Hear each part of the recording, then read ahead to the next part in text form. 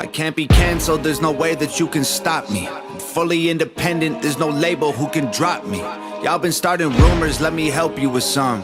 Yeah, y'all can't cancel me. My life is scandal free. There ain't no sponsors taking losses cause the brand is me. My hands are clean, my family and my fans agree. Y'all can't cancel me for facts because you're mad and weak. How's a man say I'm clickbait if he gonna use this face to get clicks on his page? Y'all hypocrites are made. But I ain't tripping about these bullies, it ain't 6th grade. Go ahead and diss me trying to sell a couple mixtapes. I am not playing it safe, I said what I said, it is what it is. I don't care if you mad at me, okay? Go ahead and change the channel. Don't waste your time trying to cancel me, okay? They love me cause they know that I'm it. Say what you want, I guess it is what it is. Haters can talk, but they can't cancel the kid. Go ahead and go off, try and say this is it. Aaron Tuttle here. It's storm season in Oklahoma, and with that comes torrential rain, high winds, and hail. To protect your home and your family from these threats, the one roofing company you should trust is Ferguson Roof Systems. They've been providing the best in roofing services for nearly half a century. Ferguson is Oklahoma's full-service roofing company, certified with an A+ Better Business Bureau rating and a 5-star rating on Google. And with Ferguson now offering Class 4 impact-resistant shingles, now is the time to trust them with your home's roof. Get started today at FergusonRoofSystems.com. Hey everyone, Meteorologist Aaron Tuttle here with you. Thanks for being with me on a Thursday evening. We're going to do a quick weather update here for you as we head on into the weekend, kind of get you up to date to see if there's been any changes to your forecast. If you watched me last Tuesday, we talked about some big changes coming our way. Put a blog together for you as well, and we're going to kind of recap that on a very short version. So this will be a very short Facebook Live. Got a hot date with a hot Canadian in the other room. So better get with the program. All right, so getting myself all choked up. Jim from Mustangs checking in on Facebook or YouTube. I see you tonight, as well as a Prince of Rain from Lake Hefner. All right, we're going to bring the rain here, Prince, here pretty soon, so I hope you're ready for it. Those of you folks on Facebook watching, I already saw some stars tonight, so thank you for that. You can hit the Facebook star button, and Sammy says that music hits in his truck. He's loving it. So, yeah, hit the stars button next to the comments, and you can send them. So thanks, Leslie, for yours as well. All right, let's get on with the program, shall we? Get you up to speed. The first thing I'm going to show you, let's see, let's go radar. Believe it or not, there are some storms out there, and this is kind of the beginning of what we're going to be seeing over time here. This is kind of the first round. It's been quite active in parts of western Kansas and also northeastern Kansas, in Kansas City. It's a mess up there. But for our neck of the woods, nothing over the body of Oklahoma this evening, but there are some thunderstorms still kind of lingering out here around Booker and out west of Laverne, up around Beaver and Gate, Oklahoma. So right in the Texas Panhandle. So that's all we're going to have here for tonight. Severe thunderstorm warning for that, with a little bit of hail and some gusty winds. But we will see this activity pick up in intensity as we head into tomorrow. Now, speaking of which, today, oh my goodness, was this not hot enough for you? It was in the 90s across all of eastern Oklahoma, low to mid 90s. But it was into the 100s, though, once you get out into southwest Oklahoma. The hottest spot, Buffalo, about 104. Slap Out hit 104. Goodwell hit 104. Anyone else beat 104? Not on the actual air temperature. Here in Oklahoma City, we topped out in the mid-90s. But when you look at the heat index values, you see a lot of 100s. This includes eastern Oklahoma, where they had temperatures in the low 90s. So that is a 15-degree difference in the heat index values when you factor in the humidity out there, those high dew points. Up in northwest Oklahoma, it felt like a 109 today. So one of the hottest, most miserable days, again, of the year for today. And tomorrow will be a little similar, but not quite as toasty because we're going to have some changes. Now, the severe weather outlook from the Storm Prediction Center does bring a slight risk of severe weather in northwest Oklahoma for Friday, into the Panhandle as well, and up north into Kansas again. And then on Saturday brings a marginal risk here across the body of Oklahoma. And then not really much showing up the next several days after that because temperatures will get cooler, plus the atmosphere will be a little worked over. A little bit more stable for severe weather, but it's still unstable for rainy weathers. Here's a close-up look at that for tonight. Again, the rain up across the far north. As we head into Friday, there's your threat of severe weather across northwest Oklahoma, including the Woodward area.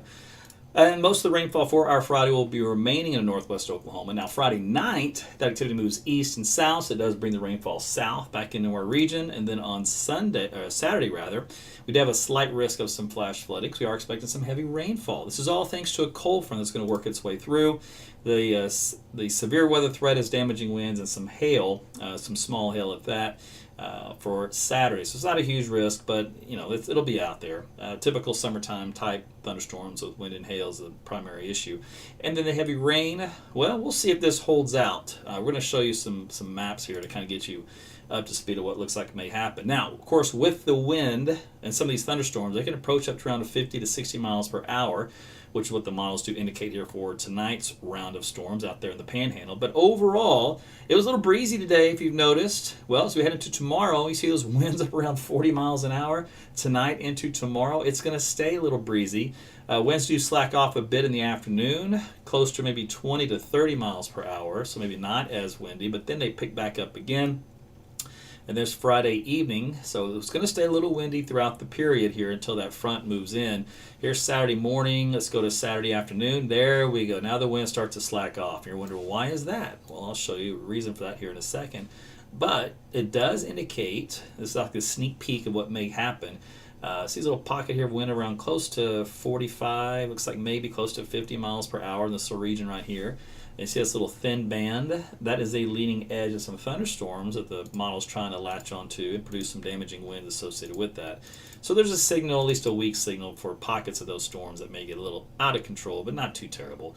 That's actually pretty minor. Wind gust of 50 is a lot better than a wind gust of 80 or 90s, put it that way. When we do take a look at the wind field, though, with the arrows thrown in, those are just wind gusts, by the way. I'm going to look at the sustained wind so I can show you where this cold front's going to be as we head into Saturday. So here, let's see, here's Saturday, 10 o'clock. Let's go to Saturday afternoon. So here's 4 o'clock, there's 5 o'clock. All right, so what happens is we kind of had a weak front that came through and it kind of washed out. And there's residual wind field that's kind of out of the north in this area. This part of the front kind of washed out a little bit. You can barely see a trace of it. There's another weaker front up here that's going to try to reinforce it. So we've got these little weak fronts that come in and kind of fall apart. But what that does is it provides a mechanism to get some elevated showers of storms going. Because usually the frontal boundaries are sometimes a little bit more of an indication aloft just off the surface than here at the bottom with these light winds. But needless to say, it's a boundary to get some activity brewing once again. So if we take a look at how that breaks down in the reflectivity and the isobars for the surface pressures across the state. You see the activity across northwest tonight, that fizzles. Let's take a look at tomorrow. This is your Friday. It does have a little bit of activity across far northern Oklahoma in the afternoon, but not much. Isolated thunderstorms around the Enid area, and then ports into central Kansas for the early part of Friday afternoon. Then Friday evening at 5 o'clock around Woodward and now southwest of there's some thunderstorms that's moving on in. That stretches up into the Wichita area of Kansas, and those kind of move into the east, 7, 8 o'clock, still kind of holding together. There's 9 o'clock, here's 10 o'clock, and they kind of start to fall apart here by midnight. They don't really quite make it into central Oklahoma, so Oklahoma City should stay dry for our Friday night time frame. Now, if you notice, there's some additional activity that kind of bubbles up again northwestern Oklahoma. This is for Saturday morning early, so we're talking daybreak. That activity moves across the Woodward to Enid zone between, looks like 6 to 7 o'clock in the morning, up around the Ponca City region, once again up around southern Kansas. Then at 8 o'clock, you start to see a little bit of light sprinkle activity starting to show up here in Oklahoma City. As we head into the afternoon, most activity is still to the north. All right, so there's Stillwater, Enid, up to around Tulsa. So if you have any plans on Saturday, get them done early morning, especially if you live in Tulsa, because if it's about 10 o'clock in the morning, it looks like rain's knocking on your door. In Oklahoma City, it looks like the most we're going to see is maybe a couple of glorified sprinkles, and we're going to stay mostly dry, it looks like. So if you have any plans on Saturday here in Oklahoma City, you might want to do them the first part of the day. Here's 3 o'clock. You do see those thunderstorms developing back up here in northwest Oklahoma along that kind of weakened frontal boundary. 4 o'clock, 5 o'clock, you can see they're now moving into central Oklahoma and starting to move into the northwest sides of the Oklahoma City metro, stretching back up towards Stillwater and Ponca City. and then there's 6 o'clock. So I know there's some birthday parties out there. Like I said, I think you can do it. You can squeeze it in the way things look right now until late afternoon, and that's when things ought to shut down. But we've got the evening thunderstorms around if you're going to be going out on the town. That extends from Tulsa through Oklahoma City back toward Lawton and Elk City. And then that band of rain is going to linger a little bit down across southwest Oklahoma, and more redevelopment back up here to the northwest. We have a lot of what we call low-level jet or nocturnal development with these showers and storms, thanks to that weak front in the region, and that's a common theme in the summertime. So there's 3, 4, 5 o'clock in the morning for Saturday night and the Sunday. I'm just taking you through hour by hour over our weekend, and that takes you to the end of the model run, which is Sunday morning at 7 o'clock. You can still see there's residual showers and storms. So the take home here is that it'll be a little bit wet in northwest Oklahoma for Friday, and a Friday night in western Oklahoma. That kind of falls apart. Saturday, it's an early show across the northern, say, third of the state, and then everything kind of redevelops as we head into the latter afternoon and evening, and that kind of presses southward. So there will be some rain off and on across the region. It won't be an entire washout, but just kind of keep in mind that's what we're looking at. And the mechanism, again, is that cold front. I wanted to take a peek at Sunday to see if the models were very wet. And they're not actually very aggressive on Sunday as far as rainfall goes at this point in time. So let's take a look at how it thinks the rainfall is going to do. So I'm going to take it back to the high resolution model. We'll see what it thinks about in the short term. Now, what it's going to try to do is pinpoint some of the tracks of those heavier thunderstorms. And when it does, it's going to dump a lot of rain. So we talked about potential for flash flooding. If you watch this cursor on the map, there's looking at southwest Oklahoma City. Again, it only has about 2.5 here of inches in Oklahoma City. If you go a little bit more to the south and west, just say around Minco, Tuttle, Blanchard, then points west, it quickly goes to 6, 7 inches of rain, 8, 9 inches of rain by the time you get toward Lawton, back down southwest Oklahoma. Now, you guys needed some rain out there, but you do not need 8 to 10 inches of rain, that's for sure. Elk City, some heavier spots with some additional trainings up around 7 inches. West of Enid, about 5 to 6 to 7. Up around Stillwater, some spots up around 7. There's Tulsa, about a 1. Now, question is, Aaron, seriously, is it really going to rain 8 to 9 inches of rain exactly here, here, here, here, and here? The answer is no. The model's not that good. But what the model indicates is trend. So the trend is widespread, 1 to 2 inches of rain in this blue area, no problem.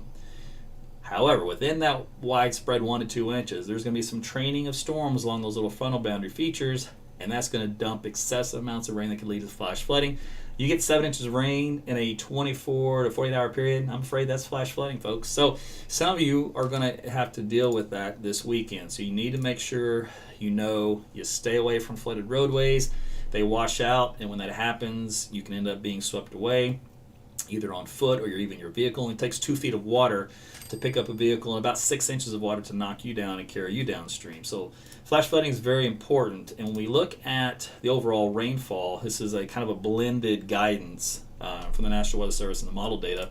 It does show that you can kind of see where the models kind of highlight the frontal band with excessive rainfall. So it's kind of exactly where those bands kind of stall out is where you get the additional convergence to produce that heavier rainfall. But you can see widespread amounts of rain, even up to 2 inches and 1 inches by the time we head to Wednesday evening. So this kind of continues the trend from Sunday to Monday and Tuesday of some more rain in southeast Oklahoma. So the body of Oklahoma, so I'm trying to tell you, get some really good rain. Here's a close-up view of that, and like I said, don't focus too much on these little peaks as to how much the model predicts, because it's going to vary quite a bit, but the models are estimating could be as much as almost 8 inches of rain in some areas. That's definitely going to cause a problem, but for the rest of you, it'll be just enough to where it's too much. You're like, okay, let's shut it off now. I've got enough. The ground's happy. The plants are happy. Creeks are full. Ponds are full. Let's shut it down. Most of you are going to be at that level. A few of you are going to be at the, okay, this is way too much. Now I have to deal with flooding problems and calling insurance companies. So that's kind of what we're looking at. Temperature-wise, for Friday, still a hot one, still a humid one, like we talked about, mid to upper 90s. Again, heat index values around 100 or so, or plus in many areas. So you're still want to take your precautions for heat exhaustion for your Friday. But here's the good news, my friends. Look at these temperatures. All right, we're going to get out of the 90s back into the 80s for Saturday. This is Oklahoma City, but the rest of the state will follow suit. So your mileage will only vary a little, but we're talking this is a general trend for Oklahoma. So we're right in the middle of it, of course, but that's 89 on Saturday, 80 on Sunday, 79 on Monday and Tuesday, and then low 80s to mid 80s for the rest of the several days after that, with overnight lows staying humid in the mid 60s. So the Bermuda grass will love it with the warmer nighttime temperatures and the excessive amounts of rainfall and even kind of the rainy pattern we're going to be stuck in long term. And I didn't go into any details on the long-term pattern on this broadcast because I did that in the last one. I did it in the blog as well. So please feel free to look back at those if you want to get a little bit more meteorology explanation as to why we're stuck in this rut. But again, for 4th of July weekend, it's going to be cooler than normal, which is good.